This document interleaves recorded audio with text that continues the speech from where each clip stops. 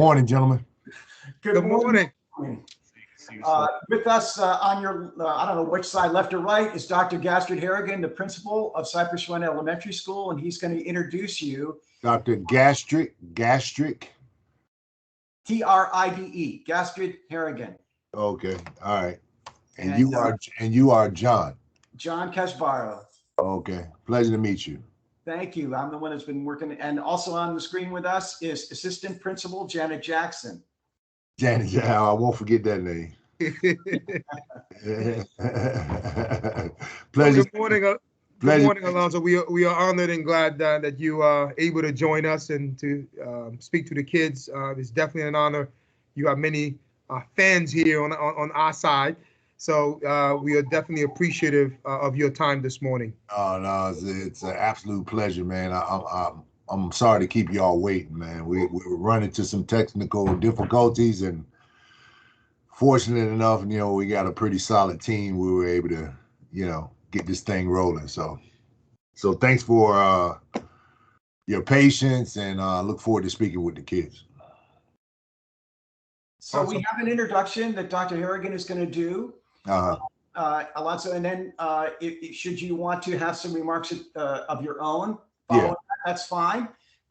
Also, we know that you've reviewed the questions with Tim, so you want to launch into those, and wanted to remind you that when you see people's names by some of the questions at the top, there are some of the middle school kids, and so if you could acknowledge them and when you raise their question, that would be great. We know it'll be a thrill for them to hear their name from you.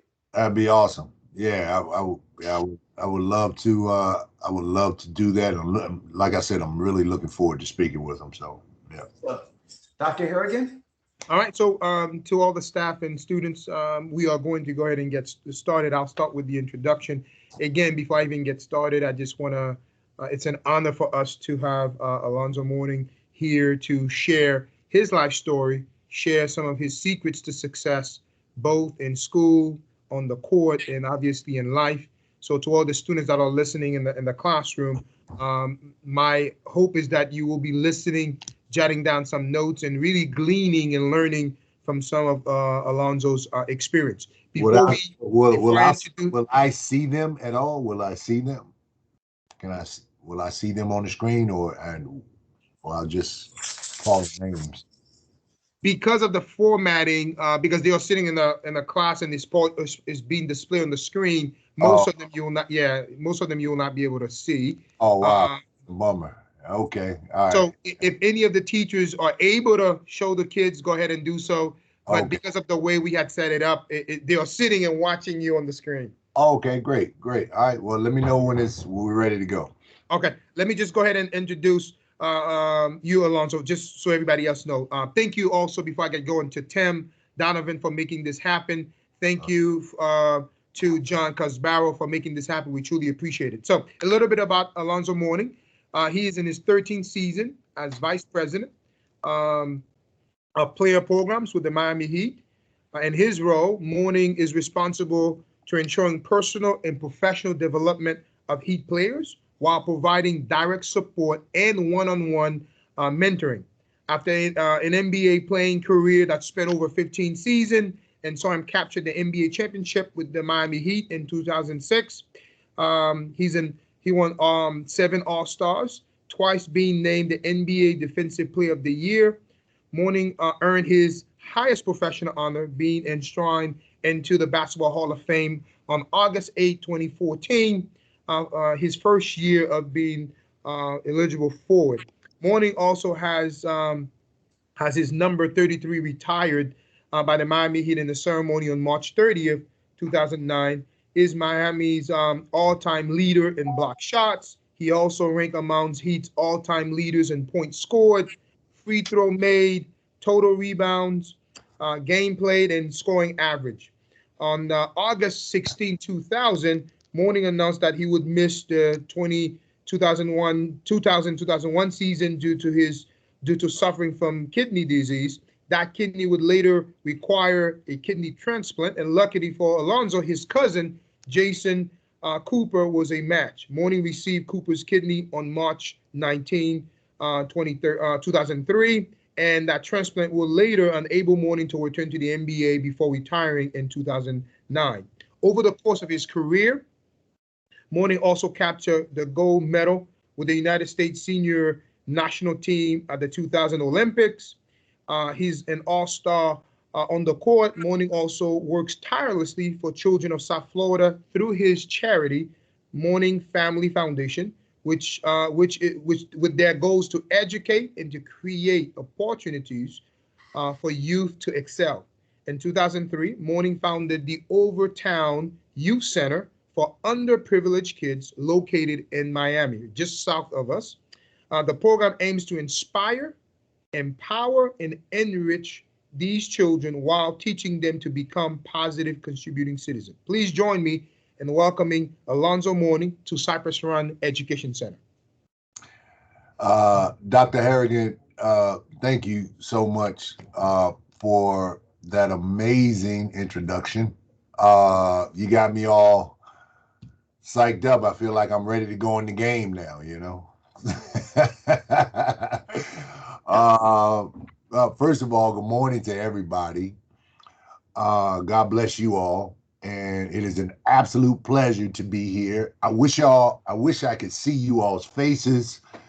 Because I love when I'm speaking to someone, I like to really just look them in the face, look them in their eyes, and develop a connection with them, you know. But I'm gonna do the best I can because we live in a world now where, you know, this Zoom technology has been a part of the fabric of the way we live now, you know, because of COVID and the devastation of this pandemic. So we've had to make adjustments, you know, but we're going to make it work today.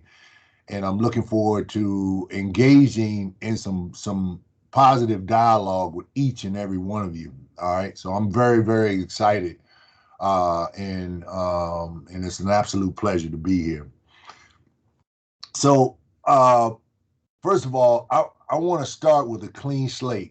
Okay.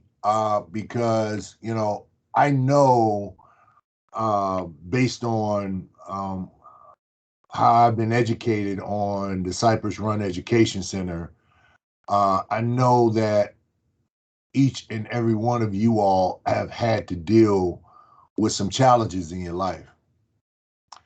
And, you know, I just want you to know that that does not define who you are at all, okay?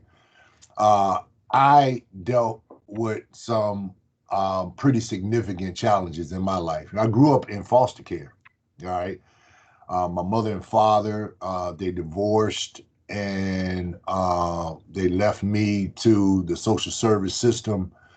They were very young at the time and, you know, trying to figure themselves out, you know, and I really didn't trust them at the time, either one of them taking care of me, you know, so I stayed in a group home for about a year, and then I got picked up by a foster family when I was about to turn 13 years old. And amazing woman, her name was Fanny Threet. She was a retired school teacher. She was a faith-based woman, and she was a very giving woman. And she implemented all of those qualities of her life, you know, in my life, which is why I have the mentality that I have today of giving back and valuing education and valuing literacy skills and knowing the importance of communication and things of that nature and all of that. So, you know, and understanding, you know, my faith in that she always taught me that, you know, regardless of what has happened to me in the past, you still have an opportunity to be better today. All right. So each and every one of you have that opportunity. And I want to assure each and every one of you that all of you all have something to offer to society. You have something to give back. You know, God doesn't make mistakes. I just want you to know that, you know, and when things didn't look great for me at that particular time in my life when I was staying in that group home with all those other kids, and things didn't look too good. I was fortunate enough to have been picked up by this amazing woman, and she reminded me that, and this is a scripture, one of my favorite scriptures from the Bible. And I just want to ask you all a question. How many of you all during this conversation, like I said, I wish I could see your faces, but how many of you all believe and trust in God's word? Can I hear you clapping hands or something?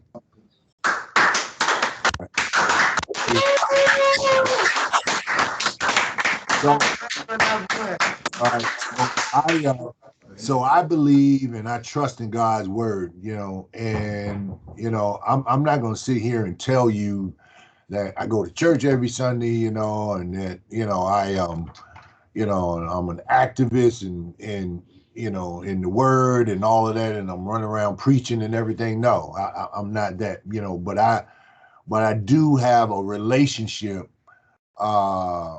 with the Creator, and I have that relationship not just through my faith, but through conversation, through dialogue with Him on a regular basis. And that's how you develop a relationship, not just with people on this earth, but with your Heavenly Father, is through communication. And when I'm troubled and when I'm trying to find direction, I ask for direction. There's nothing wrong with asking. I don't care how old you are or who you are. There's nothing wrong with asking for assistance and direction. And that's one of the things that I've developed in habit. If you don't know the answers, you ask for direction, So what I want you all to know that, in 1 Peter chapter 4, verse 10 says, God has given each and every one of you all a gift. Each and every one of you all has a gift. You might not know what it is right now, but you continue to surround yourself with the right people. You continue to value education, all right? And you're going to find out what that gift is. You continue to ask God to peel back the layers and reveal to you what your purpose is. Because we all look in the mirror and we say to ourselves like, wow, why am I here? I'm sure you've asked yourself that question before. I asked myself that question. What am I here? What's my purpose? What do I have to offer? And at some point, you're going to be able to use that gift to serve one another, which is what our purpose is on this earth, is to serve. Not to be served, it's to serve. So once you figure out exactly what that gift is, I want you all to use that gift to serve. At the time, my everybody thinks, my gift was basketball. No, it was not basketball. What I did on the court was temporary. Okay, somebody's gonna come along and break my records, and like Doc said, my jersey was retired. The first one in franchise history was put up in the rafters, so yeah, I'll be remembered, but over time, people gonna forget about that, but people don't forget about what you did for them or how you made them feel, okay? Or how you treated them. People don't forget about that, all right? That sticks with people for a very long time, and if you treated them in a terrible way and it scarred them enough, they're never going to forget about that. But the goodness that you have in you based on your Creator, and God is a good God, and you have that same goodness in yourself, utilizing that goodness and helping as many people as you can, is the key in understanding your purpose here on this earth. So with all of that said, I see this list of questions that you all have, and I'm excited about to kind of delve into some of these, but and I see a lot of basketball stuff here, you know, which is great, you know, but I want to engage in conversations with you all about life. You know, we can talk about basketball, but like I told you, basketball was temporary for me. All right. Eventually, one day that ball stops bouncing.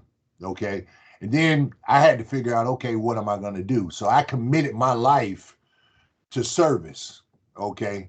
So a big part of what I do now is I provide educational opportunities to children and families in very low socioeconomic areas. And you know why I chose that?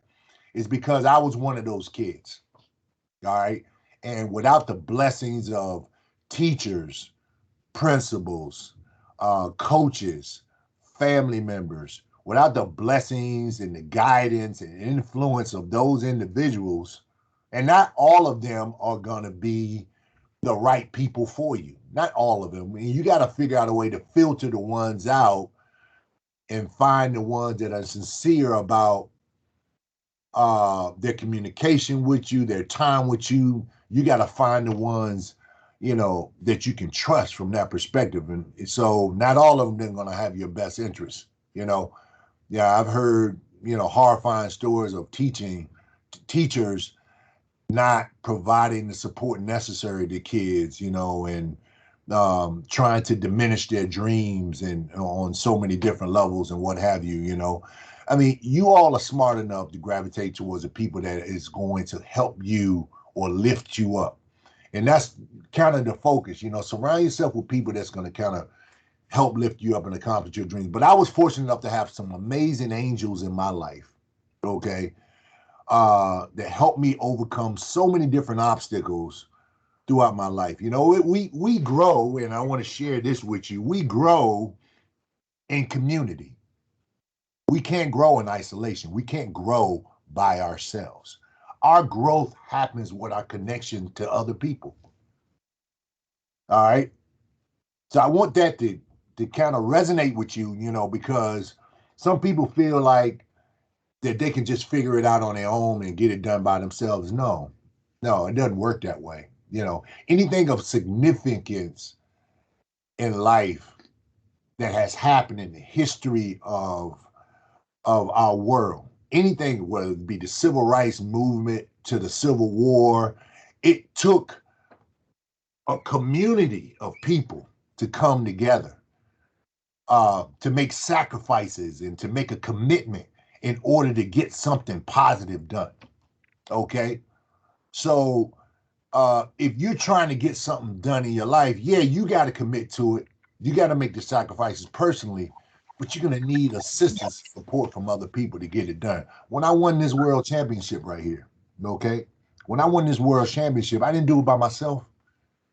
I had a team of individuals that helped me get there, you know, and I contributed in my own way. It is no different than anything else in life, you know. So you're not going to get there by yourself, whether it be in the corporate world or whether it be in your personal life or whether it be in the educational field. You know, you're not going to get there by yourself. You know, you're going to have to lean on somebody else along the way to help you get there. And that's why I'm sitting here talking to you today, because of the people that I leaned on. All right, the John Thompsons, the Fannie Threets, the Bill Lasseters, you know, my mother, my father, you know, my guidance counselor, I think about all these people that played significant roles in my development as a person, as well as a professional athlete. All of them contributed to my well-being. So now I'm in a position, based on their contributions, I'm in a position to pay it forward, because I'd be doing their blessings a disservice if I didn't use their blessings to bless other people. So let's get into these questions. All right. So the first question is, and I don't know the format on how we're going to do this. Am I calling out names, or I'm just reading the questions and just answering them as we go along? Alonzo, at the beginning, there are some names, and those are the only ones at the top that have names. So if you could use the names when there's questions that have a name, that'd be great. I'm gonna tell you right now, and I'm sorry. On this piece of paper here, there's no names attached to the questions. I'm sorry. Is Tim around? Because I sent him an updated list. But go ahead. Well, how about we do this? How about our students? How about our students tell me the question, tell me their names, and tell me the question, and I'll figure it out from there. Okay. Because there's no names, and Tim's not in here right now. So, okay. Ms. Ambrose, you submitted those questions from the middle school kids with their names. Do you have it there? I do. Yes, I do. Good morning, Alonzo. I'm a huge fan. Thank you. I do. I will be putting them in the chat. It'll be easier for us to do it like that. With their names.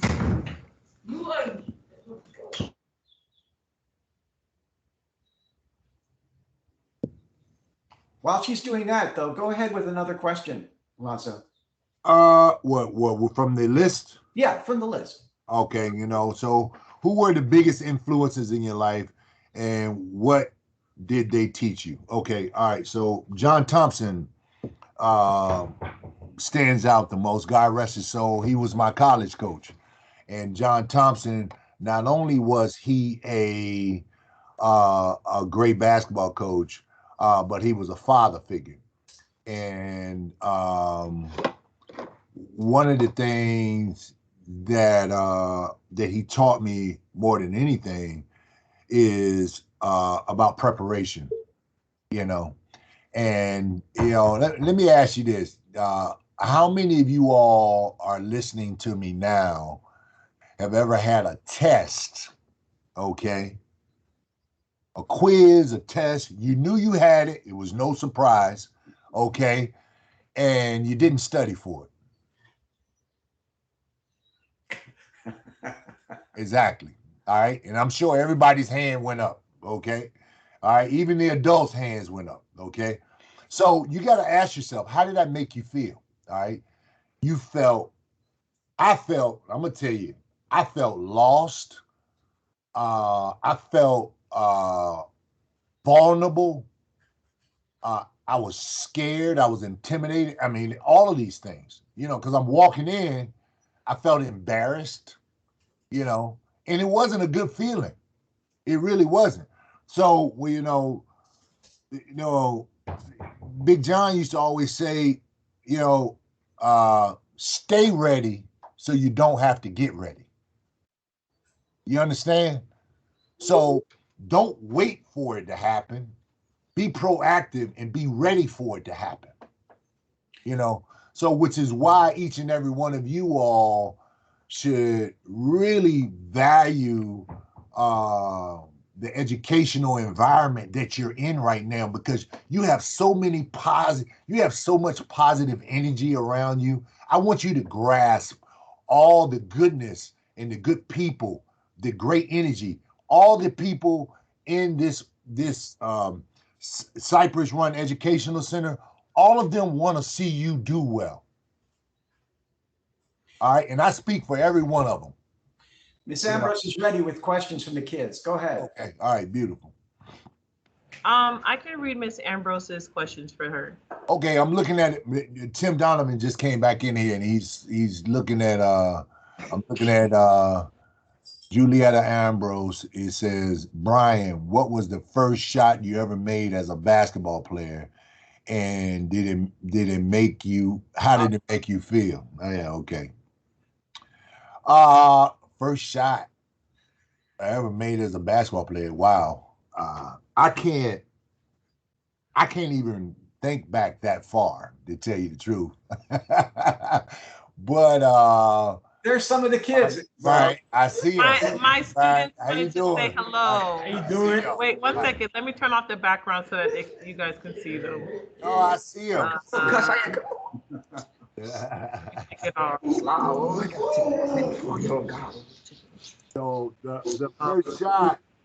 the first shot, I'm almost sure it was a layup. How about that?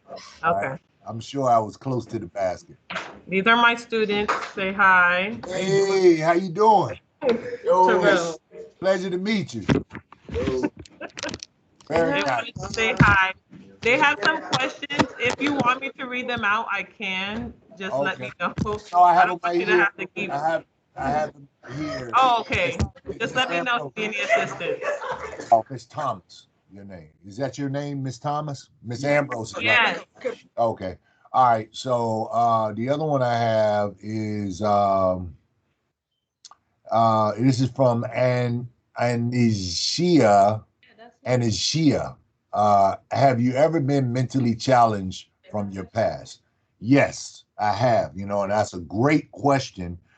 Really good question, simply because, a lot of time life throws a lot of negativity at you more than what you can handle. And I needed people that I could talk to, that I could confide in for advice. So you can go to your counselors. I had a counselor, I had a guidance counselor that was extremely helpful with some of the mental obstacles that I was facing at the particular time, and they helped me find some direction in my approach to what I was dealing with at that particular time. So yes, I had some mental challenges, and I had some self-esteem issues because I was the tallest person in school. I was taller than the teacher, the principals, and everybody when I was 13 years old. And it was embarrassing because my clothes didn't fit, and just things, people were laughing at me, and people, there was peer pressure that kind of pushed me into playing sports, because the reason why I got involved in sports, not because I loved it, is because I felt like I needed to belong. And I felt sports was the only way for me to be liked or wanted at that particular time.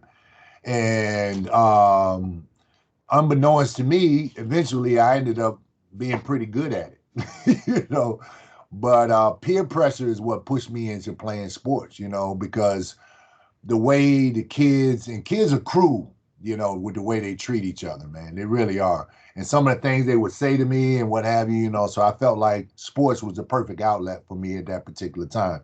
But there's nothing wrong with talking about any mental obstacles or issues you may be having, going to a trained adult in your school to confide in them and let them know how you feel.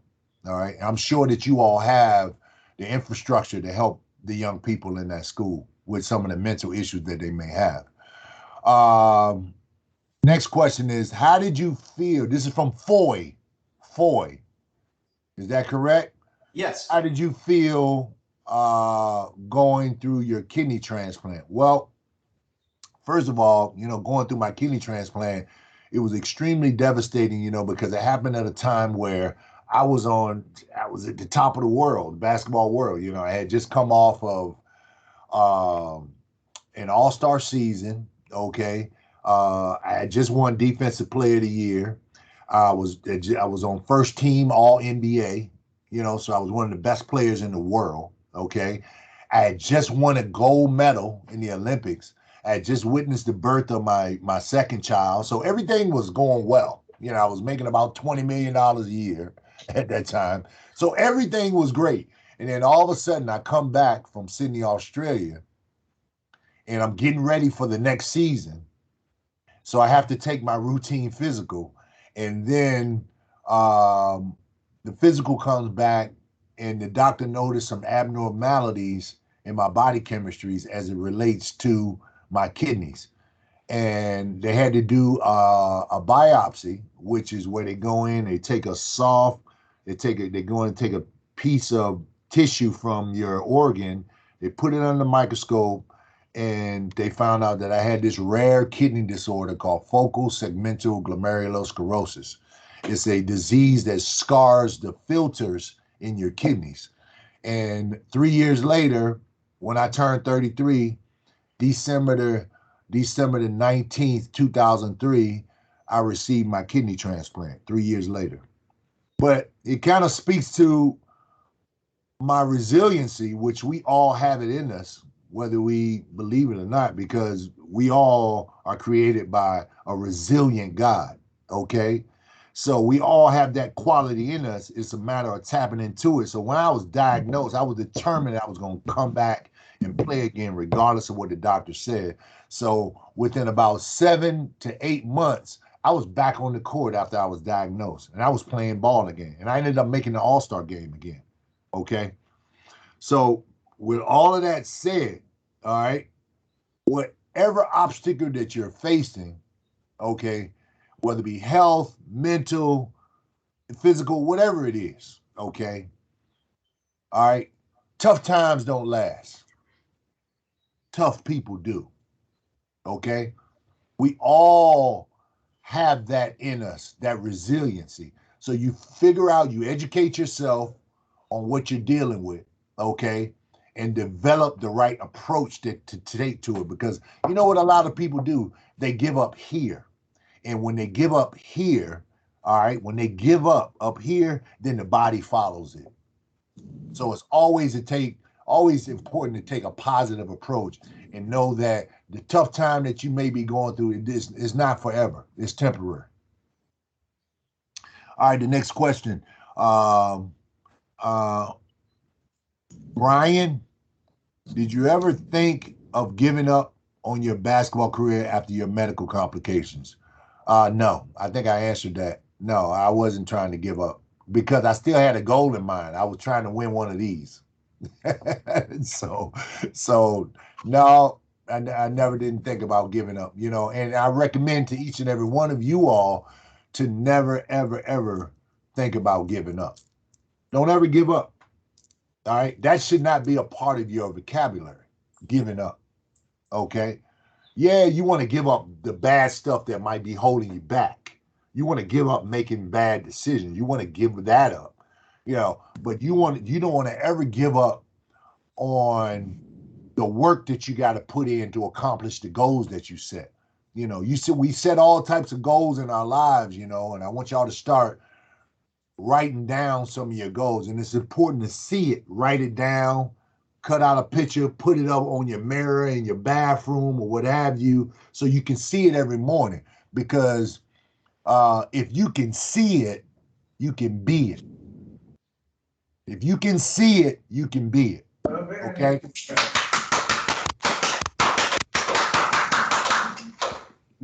All right. All right. So the next question, LaKayla, right? LaKayla, what is your favorite charity to work with? Well, that's a pretty easy one. My favorite charity to work with is the Mourning Family Foundation. The Overtown Youth Center is an organization that I founded. Okay, I found it. Now we're in the process now of building a 56,000 square foot youth and after school holistic family resource center, all right, and charter school in a very impoverished community called Overtown. I've been at this for 25 years where we've been providing education in school, after school, summer programming, educational support, holistic services for families and parents and what have you. The one thing I do know for a fact that none of us can survive without education and communication. Okay. I know it works for a fact. I graduated from Georgetown with a sociology degree back in 1992. I served on the executive board at Georgetown University for 6 years. So I understand the power of the educational system, how it works, and the impact that it can have on your life and the opportunities that it can open up for you. All right. From a communication skills standpoint, I realize that if you can't communicate in this world, you can't survive. You really can't. So it's important for us to understand how we can communicate, develop relationships, all right, because relationships is a big part of all of our lives, okay? Because I reiterate and I go back to what I said earlier, that none of us none of us can grow without our connection to other people. So if none of us can grow without our connection to other people, it's important for us to establish the right relationships in our lives. And through that, there has to be a certain level of communication, which allows us to grow towards accomplishing our goals. Okay. So education plays a tremendous role in that, So my focus has always been is assisting the public school system with the work that they're trying to do. And that entails making sure that we get kids to school, because there's so many obstacles that might prevent a child from getting to the doors of a school, to walking across the stage with a diploma in their hand. All right. Because there's so many obstacles in life that it's very difficult for principals and teachers to address. And what we do, we're the glue. We're in the schools, in school, after school, and summer programs that allow us to identify any obstacles that might keep these kids from being successful. So that is my favorite foundation. And we graduate 100% of our kids from high school. 90% of our kids go to college and graduate in our program. Right. So next question. Fabian, how would you compare your experiences with the Bobcat versus the Heat? What is the Bobcat? Not Bobcat. Charlotte Bobcat. Charlotte. Well, it's I never played for the Bobcats. I played for the Hornets. Oh. Yeah. And Oops. so before, when the team turned to the Bobcats, I wasn't a part of that team. So but I played against that team. I played against the Bobcat team. So to answer your question, the difference between the Bobcats and the Heat is Pat Riley. My experiences with the Heat, because of Pat Riley, and he's one of those people that I've had the good fortune of having to have developed an amazing relationship with. So he's taught me so much about professionalism, and winning what it takes to win, truly at a high level. So, I think that has been the difference. Pat Riley, the culture that he helped establish here, and how we've been able to grow that culture to today, 3 championships later, and all these division titles and Eastern Conference titles. All of that has derived out of the seed that Pat Riley planted back in 1995 when I first came here, and how I've been a huge advocate of helping grow that culture. And that's why we're the most talked about organization from a development standpoint and from a cultural standpoint in the NBA, simply because of the seed that Pat Riley planted. So that's the difference right there. Anderson, what was the greatest setback of your career? Wow. The greatest setback of my career would have to be my kidney transplant. But you know what? I really wouldn't label that as a setback, simply because growth happens in adversity. All right, I'm gonna say that one more time. This morning, sorry, I'm not sure if you're done with that last question, but when you're done, I have some questions from students. Okay, perfect. All right, I'm gonna let you take the floor afterwards. So I'm not done yet. So I'm gonna say that one more time. Okay, growth happens in adversity. So adversity introduces a man or woman to themselves. Okay, so when you go through some type of adversity, okay, some type of challenge in your life, all right, what doesn't kill you is gonna only make you stronger. Okay. So when I went through that particular physical adversity, it humbled me and it helped me take a totally different approach. It made me a better person, because immediately I started thinking about the blessings that I had to deal with what I was going through, and how I had the resources to deal with what I was going through. All right. And I ended up getting a kidney transplant. To this day, there's people still waiting, hundreds of thousands of people that are waiting on transplant lists to get an organ. I was one of the fortunate ones. So by me going through what I went through, it allowed me to look at the lives of others from a different perspective, knowing how expensive the medications are and the challenges that the medical expenses that people face when they're going through transplantations or any other type of cancers or diseases or what have you. And I said to myself, you know what, I want to do my part. Yeah, I'm one of the fortunate ones, but I want to raise a couple $1 million and start a research program at Columbia Presbyterian Hospital to help find a cure for kidney disease, which I did. That wouldn't have never happened if I didn't go through what I went through. So I turned a negative into a positive. All right. So you can do the same thing. You can turn any type of adversity that you're going through, you can turn it into something that motivates you to be better. You can turn it into a positive by igniting you to take a different approach to your life to try to help somebody else. You know, there's a lot of different ways that you can kind of turn a situation around in your life and use it as strength. You can turn a negative situation around in your life and use it as strength to help you get through or to help somebody else get through. All right. Go ahead, sweetheart. You go ahead and take the floor. What other questions were there? I'm listening. Okay, so Whoa, you scared me. I ain't gonna lie. I swear to God, she scared me. they're a little nervous. They're nervous? Why? Yeah. This is Terrell. So he's gonna, the list that you have, the students ask those questions, so I'm gonna have them read it out loud to you. Okay, I'm listening. Yeah. This is scared of me. Let's see. What do you believe are the biggest social justice equality issues facing us today? That's a good question, Terrell. It's Terrell, right?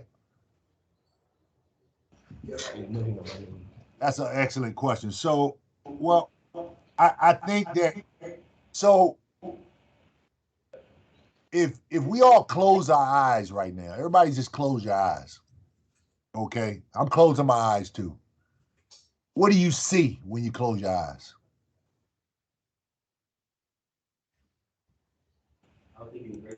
What do you see when you close your eyes? You got your eyes closed. What do you see? Darkness, no light. They said darkness. Yep. See darkness. Okay. But you see one color though, right? All right. So why is it when we open our eyes, we see different colors?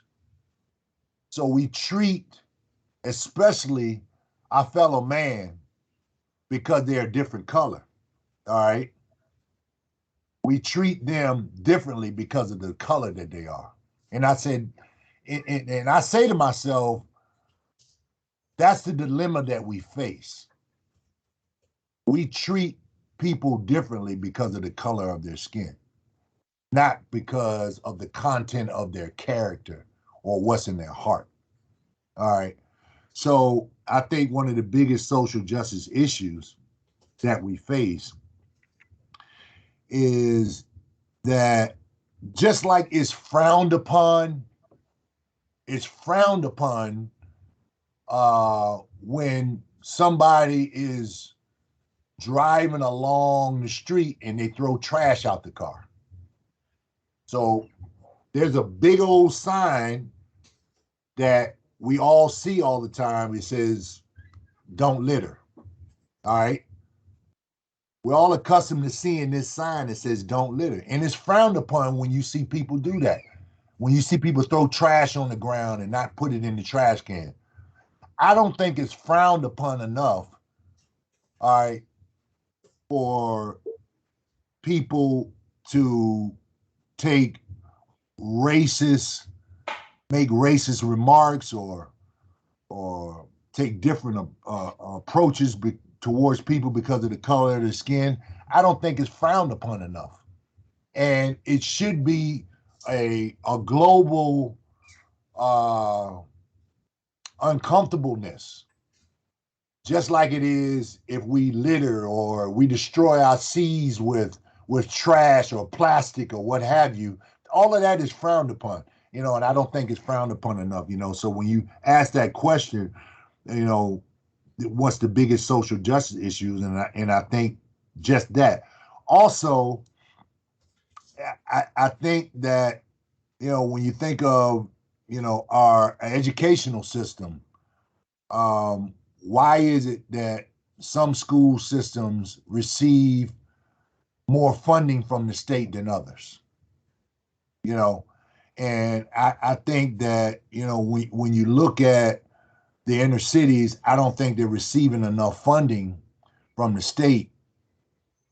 People of color receiving enough funding, and you think of the arts programs have been taken out of a lot of public school systems, uh, which which truly is troubling to me, because not everybody's going to go to college, but everybody has a gift that they can tap into if they're exposed to certain opportunities.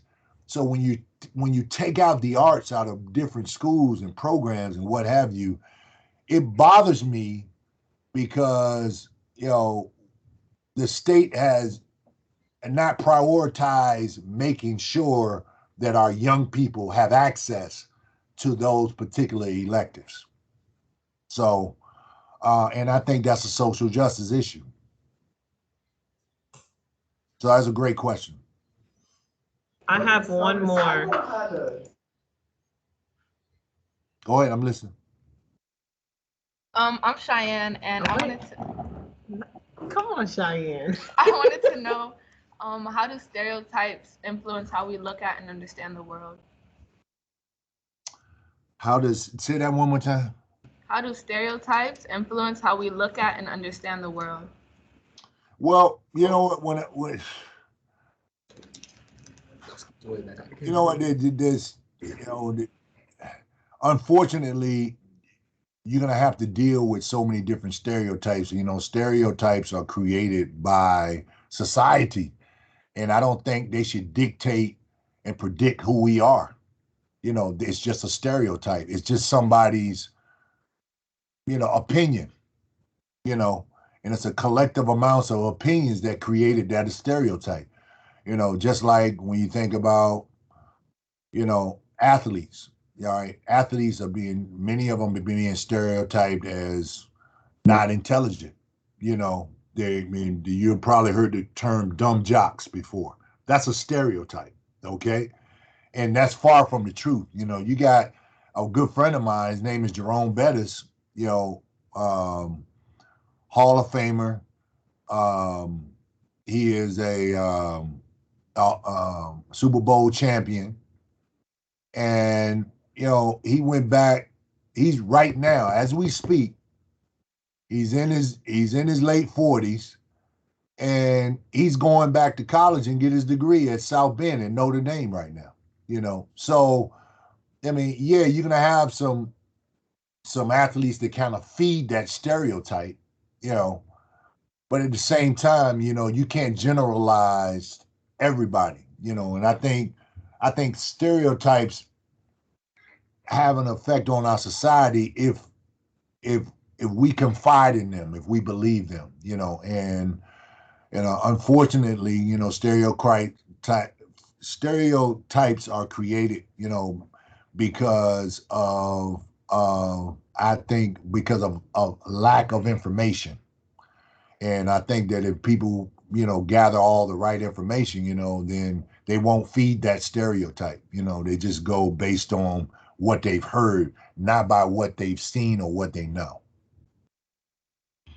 I definitely agree with what you just said, the feeding into these things. And I know a lot of the students here, they kind of feed into a lot of the drama and things like that, but they don't know that people are watching, and whatever you do, you're reflecting everybody that For sure. The same color or same background as you. So we do definitely talk about that. So thank you for going over that. No, it's my pleasure. I hope I explained it the best way I could. I could dwell on it a little bit more, but stereotypes are created by the ignorance of people in society. you know, not gathering all the right information.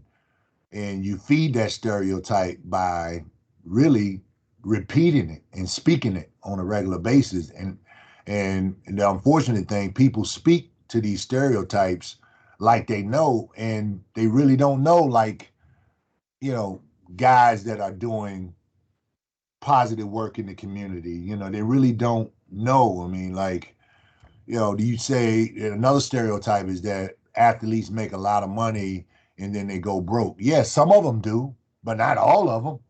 You know, some of them take that wealth and they generate even more wealth, and they're helping people, and they create companies where they create jobs and what have you. Some athletes have done quite well for themselves and for other people. So unfortunately, there's a stereotype out that, you know, athletes, you know, they go broke after a certain time, or, you know, or what have you, you know. But the long and short of it is that educate yourself first before you start feeding into stereotypes. You really educate yourself on what is being stereotyped first. Educate yourself. Okay, I have another question from Nino. Right. He's in my class. He's kind of computer camera shy too, but his question is, having the knowledge you know now, having the knowledge that you know now, if you're in high school, what would you have done different financially? I'm not sure if you heard that. If I was in high school, what would I have done different financially? Yes. Okay. I would have started a savings account in high school. And I would have made a habit of putting, because in high school I did work, I would have made a habit of putting half my paycheck into that savings account every paycheck. Another question was, where did you work at in high school? Oh wow, I worked at a drapery shop. I used to hang draperies. I had my own grass cutting route where I used to cut grass in yards. I had my own lawnmower, so I used to cut. I had about 7 yards that I used to cut the grass. I also worked at a car dealership where I used to wash and prep cars. So when people would buy their cars, I would take it off the lot, go back, prep it, clean it. I was the one that put the paper in the floor, drove your car up, and handed the sales guy the keys. I was that guy. So the car dealership was right across the street from my high school. So I had a plethora of jobs. You know, I didn't mind working. That's the one thing, because I didn't sit back and wait for somebody to do it for me. I knew if I wanted something, I had to go out there and work and get it myself. So I advise each and every one of you all to work. If you're trying to accomplish anything in life, and I'm going to tell you this, anything that has ever been accomplished in life of significance, people had to work to get it or make it happen. so if you want something in life, you got to work at it. You got to make some sacrifice. You got to put the work in, you know. So from a financial literacy standpoint, you know, I wish I would have engaged more in business, because I think about when I first came to Miami, and now I look at Miami as the fastest growing city in our country. Okay. One of the fastest growing cities in our country. You know, our rental market is booming right now. All right. And the reason being is because people are tired of paying high state taxes. All right. And the property value in Miami has gone up significantly, but it's still cheaper than what it is in the Northeast and out in the state of California. And the state of California has the highest state taxes in our country. So we got a lot of people moving to Miami. And I thought about back in 1995 when I first moved here, I was a young millionaire, and I was so focused on winning a championship that I didn't know the first thing about real estate and buying property and property investments and development. Now I'm very well educated in it, but you know, back then, I mean, I think about the possibilities, the endless possibilities that were out there that I never took advantage of, and I had the liquidity to buy property, and I just wasn't educated on it, you know. But now I am. But all that property that was available is all bought up now. So it's important. So the moral of the story is it's important for you all to get it a lot sooner than we did. All right. It's important for you all to study and get the information that you need now a lot sooner than what we did as adults. You got another question? Yes, quickly. How did racial profiling play a role in your career? Cheyenne asked that question, so but she doesn't want to get back in the camera. You know what? You know, I ignored the ignorance of racial profiling. All right, I see you, Cheyenne. You trying to hide. Uh, I ignored it because it kind of spoke to the ignorance of people. Uh, but unfortunately, racial profiling is taught. People don't come into this world being racist. Okay, you don't come out of the womb knowing anything about racism. All right, it has to be taught to you. So there's a certain level of ignorance that's going to always be out there that we as a society are going to have to deal with, because there's an element that is, I mean, that is teaching our younger generation how to be racist and that it's okay to be racist. So so from that perspective, you know, it's something that we're going to have to deal with for the rest of our lives, unfortunately.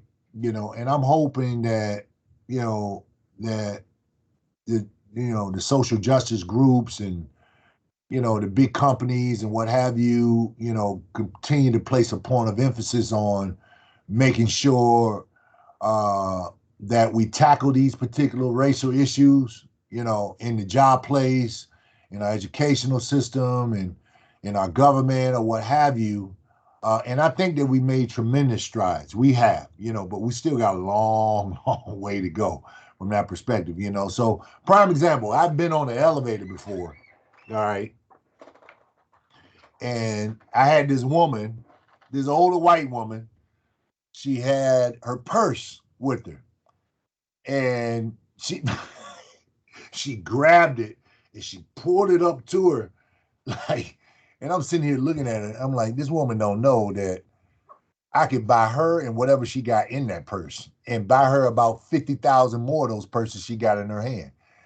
But, I just laughed it off inside. And when she got off the elevator, I told her to have a great day, So you can't feed ignorance with ignorance. Okay. So you get more bees with honey than you do with doo-doo. You understand what I'm saying? So with all of that said, all right, kill them with kindness. Okay. Kill them with kindness. You're dealing with some racial issues, you walk away, you kill them with kindness. There's some questions in the chat. I'm not sure where you stopped off. I can read it out for you.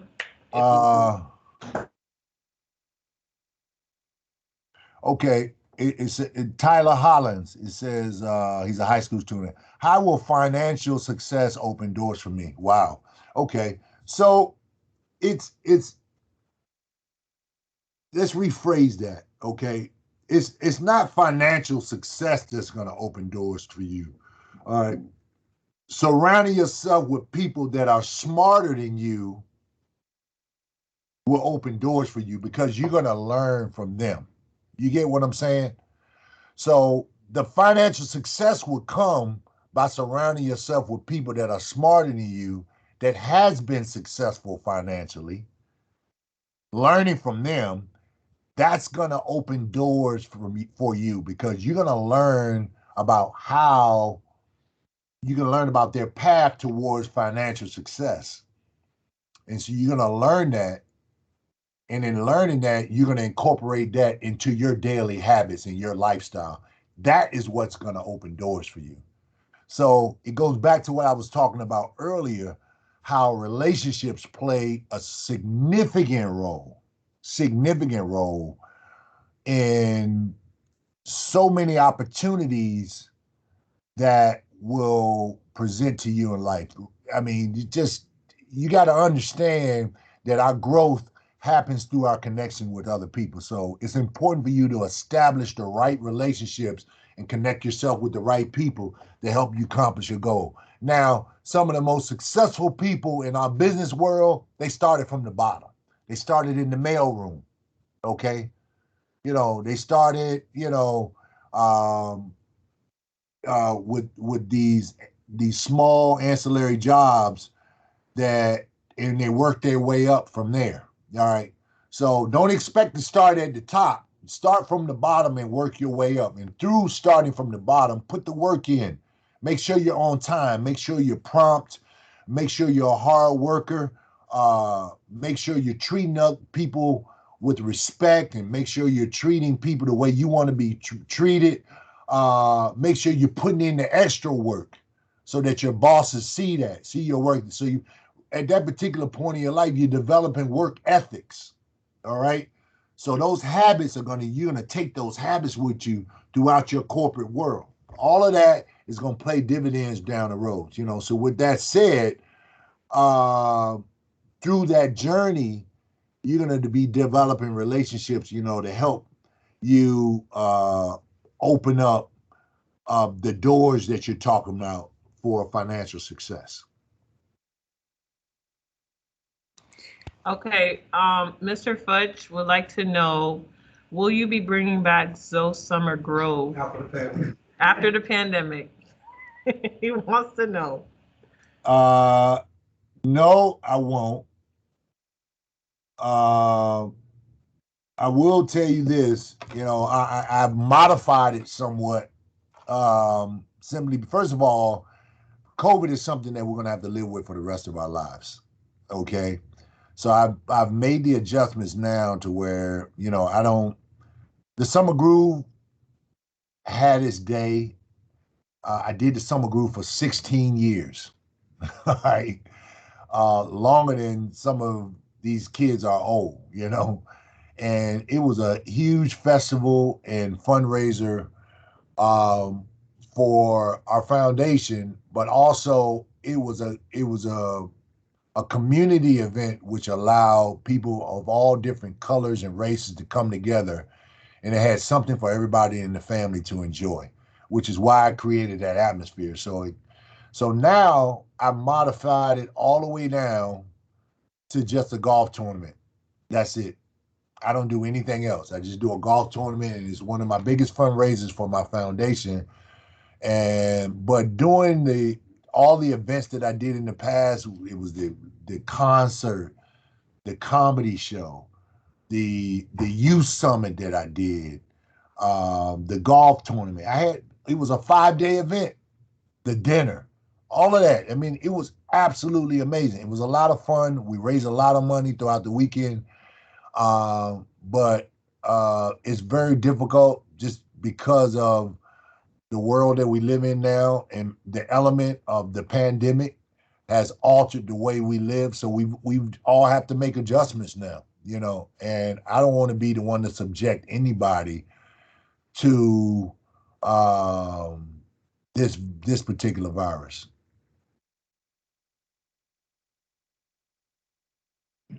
Got another question? Hi, I like I'm that Mr. sweatshirt, man. Friends, I like that. I'm Mr. Murray. You missed one of the questions from her, and she's going to actually ask you. Okay, I'm listening. All right, how you doing, Mr. Murray? Hello, my name is Tiana, and I just wanted to know how you dealt with peer pressure in high school. Oh, that's a great question. Yeah. Uh, Let me tell you, and I spoke about it earlier. I dealt with a lot of peer pressure. And peer pressure is what pushed me into playing sports, because I was taller than the teacher, principals, everybody in the school. So I stood out. So I couldn't hide. So I was always talked about. Okay. So it made me very uncomfortable being always on display. I was always on display. So now when I walk in a room, immediately, boom, the attention comes to me, and I'm accustomed to it. But back then I wasn't too comfortable with it. I really wasn't comfortable with it at all. But how I dealt with it, I learned to filter it in a way where it motivated me to want to do better and be better. All right. So that's how I dealt with peer pressure. It helped me filter out what was right, what was wrong. All right. And you're grown enough to know what's right and what's wrong. So peer pressure might push you into doing some stuff that you might not want to do. And trust me, each and every one of us has that little voice inside of us that tells us, hey, you know what? I probably shouldn't be doing this. If you hear that voice, then listen to that voice. All right. Don't trust me. That voice is talking to you for a reason. Yep. So if you hear that voice, listen to that voice telling you that you probably shouldn't be doing it. So because you shouldn't. All right. So immediately turn and go the other way. So you know what's right and what's wrong. So you can also use peer pressure as a strength and turn it into a positive, because like I said, it motivated me to play sports and to be pretty good at it. Yep. So great question. 2 more questions, okay? I'm listening. Hurry up, you guys. I have a question. Oh, this Mr. Futch. Okay, there's a question. Yeah, Mr. Foot, the kids they wanted to say hi. But hey, what's going on, Mr. Futch's class? Mr. All right, let me turn my camera on. Miss Wilson has a question. She said, do you like reading, and how has reading played a role in your success? I love reading. I absolutely love reading, because, a lot of times, I'm going to tell you a quick story about reading. All right. So a good friend of mine, he wrote this book, and I'm still reading it because it's a pretty big book. And in the beginning of the book is like I want to say in the second or third chapter of this book, he's talking about how his mom, how he got to appreciate reading is anytime his mother, he would always say, Mom, I'm bored. So she would say, her response would be, well, if you're bored, go grab me one of those books over there, read it, and tell me what you learned. So I can't tell you how many times my mom used to tell me that. Go read a book or something if you're bored, okay? So this good friend of mine developed a passion for reading. And a lot of it derived from his mother telling him, if you're bored, go grab that book and tell me what you learned, all right? And that good friend of mine, his name is President Barack Obama, all right? Whoa. And he became president of the United States because not only because he appreciated reading and information, because that reading allowed him to embrace a certain level of communication. And when you think about being the leader of the free world, you really have to know how to communicate. All right. And I think President Obama was one of the most amazing speakers that I had ever heard in my life. And a lot of that derived from reading, all right, and the development of appreciation for reading. So going back to what I said earlier about communicating, we cannot survive in this world if we can't communicate with one another. We just can't. We live in a world where we are addicted to our communication devices. So we cannot survive if we cannot communicate at a professional level. So reading will help you with that. All right. Go ahead. I'm glad that that's your favorite subject because I teach reading, but We have one So more question. I'm reading a book now called Atomic Habits, and it's about how you train yourself to develop good habits. I love that. Process and the science behind developing habits, because we're all creatures of habits. So it's this book called Atomic Habits. You can pick it up. It's a pretty amazing book. Okay, we have time for one more question. So one last question, and the students are gonna go to the next class. Okay. I'm listening. Go ahead, Mr. Johnson. Come on, Mr. Johnson. You have to unmute, Mr. Johnson. Yeah, you're on mute, Mr. Johnson.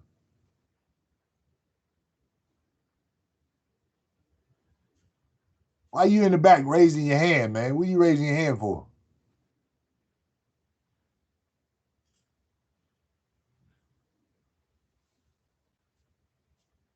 Come on, let's go. Come on, Mr. Johnson. All right, Mr. Johnson's muted. Ms. Thomas, if you have to, oh, go ahead. He's unmuted. Go ahead, Mr. Johnson. Okay. All right, so look, who's your favorite 2022 artist of all time? Like music wise. 2022 artists? Yeah. Music artists? Yeah. My favorite of all time. Wow, that's a tough one, brother. Well, I'm old school, man. So you thinking 2022, brother. I mean, music, I'm going to take you back to the Elements. I'm going to take you back to Barry White, Earth, Wind, and Fire, the Isley Brothers. I'm going to take you back then. That's music, brother. That's music to me. You lost it there. I'm going to take you to George Benson. Stevie Wonder. I'm gonna take you to Stevie Wonder. I'm gonna take you, that's where I'm gonna take you, brother. I'm not gonna take you to 2022 artists because Anita Baker. None of those. I'm gonna take you to Anita Baker. That's where I'm gonna take you, brother. All right. Dr. Harrigan.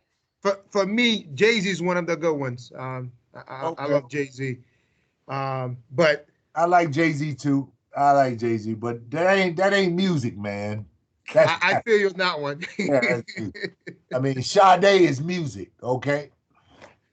Yeah, Sade. All right, so we want to thank you today, Alonzo Mourning. Thank you so much for taking.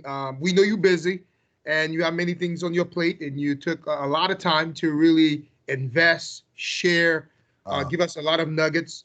I was taking notes. Relationship matters. Being prepared. What your college coach told you about preparation. That becomes very important. Right. Put in the work, because oftentimes we want to be successful, we want to have a lot of money, but we're not willing to put in the work. And you talk about hard work, be willing to put in the work, being a hard worker, treat people with respect, treat people well. And at the end, you finish about reading. And all leaders are not readers, but all readers are leaders. So the fact that the reading is important, because oftentimes, we students and sometimes don't think the importance of reading and the impact it has with communication and being successful. So thank you so much. And another thing I don't want the kids to forget what I said earlier. 1 Peter 4:10. All right, God has given each and every one of you all a gift. Don't ever forget that. You have a gift in you, and it's up to you to educate yourself and find out what that gift is. And the last one, and my foster mom used to tell me this: don't ever look down on anybody unless you pulling them up. You understand? All right? Unless you pulling them up, don't look down on nobody unless you lifting them up, helping them up. God bless y'all. That's the word right there. So we all have a gift. Thank you so much. I also would like to thank Tim Donovan for making this possible. John Cosbero. I see that all the teachers, Miss Thomas, Miss Ambrose, to all of you. Thank you so much, Alonzo. Thank you, Tim. Thank you, John. Thank you to all the teachers. We appreciate it and have a great day. My pleasure. God bless y'all. God bless y'all. Thank you. Thank you so much. God bless you.